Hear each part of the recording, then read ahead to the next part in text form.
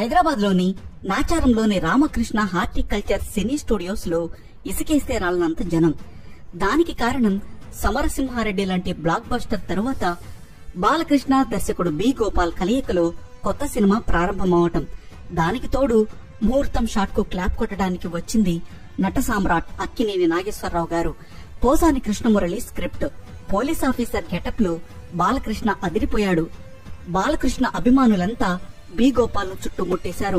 మా బాలయ్యతో lorry driver చేశారు, రౌడీ ఇన్స్పెక్టర్ చేశారు, సమరసింహారెడ్డి చేశారు.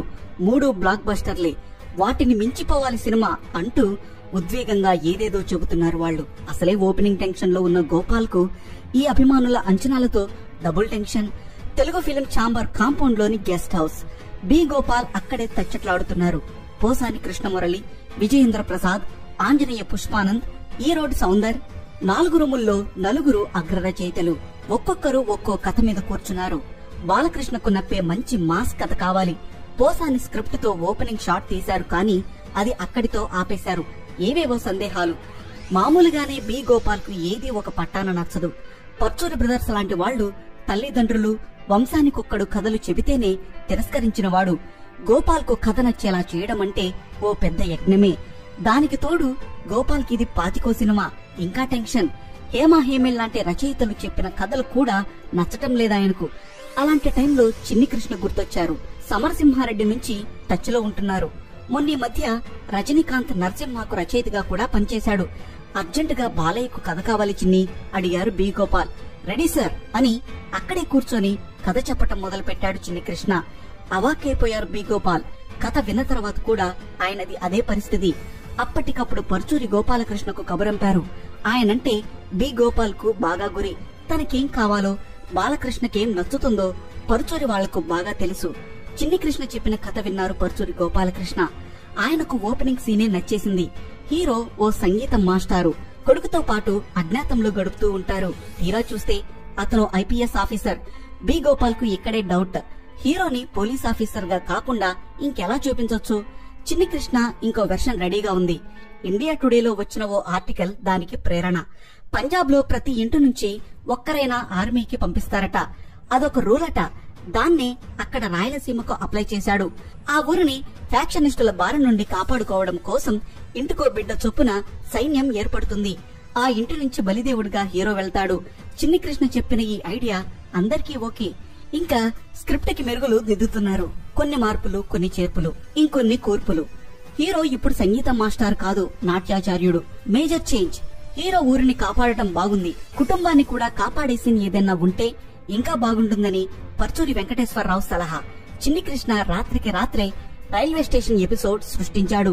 రైల్వే స్టేషన్ లో అన్నయ్యలను ప్రత్యర్థుల నుంచి హీరో కాపాడే సీన్స్. హీరో లక్ష్మీ నరసింహస్వామి భక్తుడు కాబట్టి నరసింహనాయుడు టైటిల్ అనుకున్నారు. బాలకృష్ణకు కథ విపరీతంగా నచ్చేసింది. ఇంటి లోపల నుంచి స్వీట్స్, ఫ్రూట్స్ తెప్పించి చిన్ని కృష్ణకిచ్చి నీకు మంచి భవిష్యత్తు ఉంది అని మెచ్చుకున్నారు. శ్రావణి పాత్రకు సౌందర్య, అంజలి పాత్రకు సిమ్రన్ ను ఎంపిక చేశారు.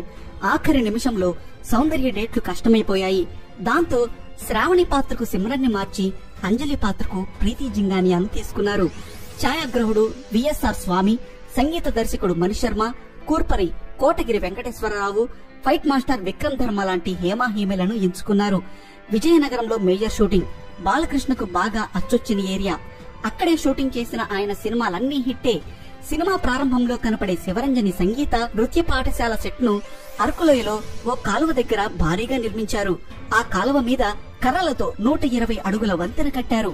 ఇంటర్వెల్ ఎపిసోడ్ కోసం 60 లక్షల రూపాయలు ఖర్చు పెట్టారు. హీరో రైల్లో వెళ్తుంటే పైన హెలికాప్టర్ తో, కింద 30 టాటా సుమ్మోలతో విలన్ గ్యాంగ్ చేసింగ్. 100 మందికి పైగా ఫైటర్లు. 8 రోజులు తీశారు. నయాగరా జలపాతం దగ్గర, కెనడా రాజధాని ఒటాలా, టొరంటోల్లో కొన్ని పాటలు చిత్రీకరించారు. ఇక క్లైమాక్స్ ఒక్కటే బ్యాలెన్స్. ఎలా తీయాలనే విషయంలో టెన్షన్ లేదు. ఏం తీయాలన్న దగ్గరే డిస్కషన్. 9 రకాల క్లైమాక్స్లు సిద్ధం చేశారు. వాటిల్లోంచి ది బెస్ట్ ఎంచుకోవాలి. ఆ బాధ్యత పరుచూరి గోపాలకృష్ణ, చిన్ని కృష్ణలకే అప్పగించారు బి గోపాల్. వైజాగ్ లో షూటింగ్. ఆయన లొకేషన్ కి వెళ్లిపోతే ఇద్దరు హోటల్ రూమ్ లో అంతర్మథనం. ప్రీతి జింగానియాను బాలకృష్ణ పిల్లాడితే కథ హ్యాపీ ఎండింగ్ అవుతుంది, కానీ హీరో తన స్వార్థం చూసుకున్నాడనే ఫీలింగ్ ఎక్కడో కలుగుతుంది. బాలకృష్ణకు అదే సందేహం వచ్చి ఈ క్లైమాక్స్ వద్దన్నారు. ఏం చేయాలో వీళ్ళిద్దరికీ పాలుపోవడం లేదు. సలహా కోసం పర్చూరి వెంకటేశ్వరరావుకు ఫోన్ చేశారు. ఆయన చిటికెలో పరిష్కారం చెప్పేశారు. ఇంతమందికి ఇన్ని చేశావు, ఆ పసివాడికి అమ్మను తెచ్చిపెట్టలేవురా అని కె విశ్వనాథ్తో ఓ డైలాగ్ చెప్పిద్దాం. దానివల్ల హీరో తన కోసం పెళ్లి చేసుకున్నాడనే ఫీలింగ్ ఆడియన్స్ కు కూడా కలగదు. చిన్ని కృష్ణ హుషారుగా విజిలేశాడు. ఇది 200 రోజుల సినిమా సార్ అన్నాడు. పర్చూరి గోపాలకృష్ణ చిద్విలాసంగా నవ్వారు. రేపే షూటింగ్ ఆఖరి రోజు. ఓ కామెడీ సీన్, ఓ డైలాగ్ సీన్ బ్యాలెన్స్. అవి తీస్తే గుమ్మడికాయ కొట్టేయొచ్చు. లాస్ట్ మినిట్ లో Brahmanandam date miss. B Gopal కు టెన్షన్. గుండు హనుమంతరావును పెట్టి కానిచ్చేద్దామా, లేకపోతే ఆ కామెడీ సీన్ తీసేసి డైలాగ్ సీన్ బాగా పెంచుదాం అన్నారు బి గోపాల్. తన ఇంటి మెట్ల మీద కూర్చొని ఆలోచిస్తున్నారు పర్చూరి గోపాలకృష్ణ. సీన్ పేపర్ మళ్లీ చూశారు.